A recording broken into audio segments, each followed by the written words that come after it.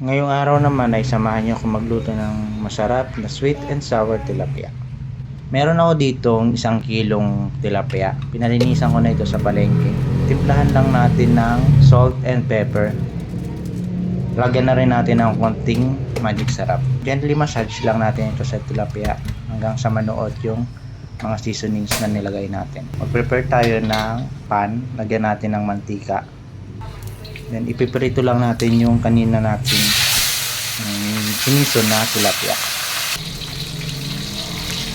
Prito lang natin ito lahat.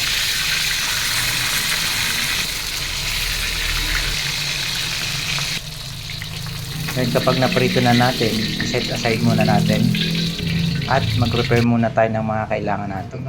I-chop naman natin yung carrots. Kalahati lang ng carrots yung ginamit ko dito. Bilang natin yung carrots, then i-chop lang natin. Nasa sa inyo kung anong gustong chop ang gawin nyo, pero itong sa akin gusto kong lagyan ng design para may pa-flower shape.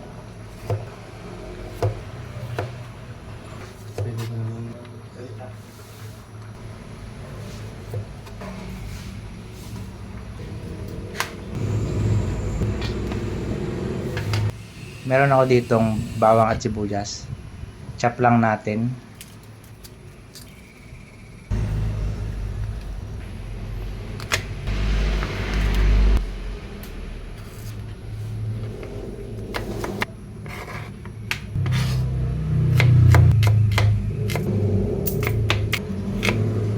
Meron din ako ditong ginger.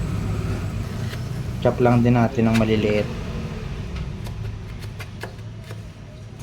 Saka kailangan din natin itong maliit na Del Monte pineapple tidbits. Then once na ma-chop na natin lahat, i-prepare na natin.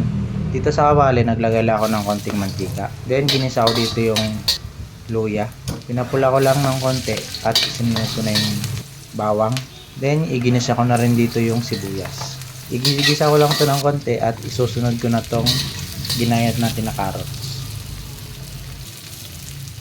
Then ibuhos na natin yung isang sachet ng pineapple tidbits.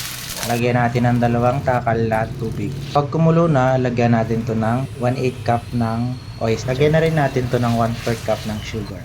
Maglagay tayo ng 1/8 cup ng toyo. Sa slaughter naman natin, nag-prepare lang ako dito ng 1/8 cup ng cornstarch at nilagyan ko lang ito ng 1/4 cup ng tubig. Ilagay na natin yung ating pirinitong tilapia kanina. Flip lang natin both side para malagyan ng sauce yung magkabila. Then, ayan na. Luto na ang ating sweet and sour tilapia.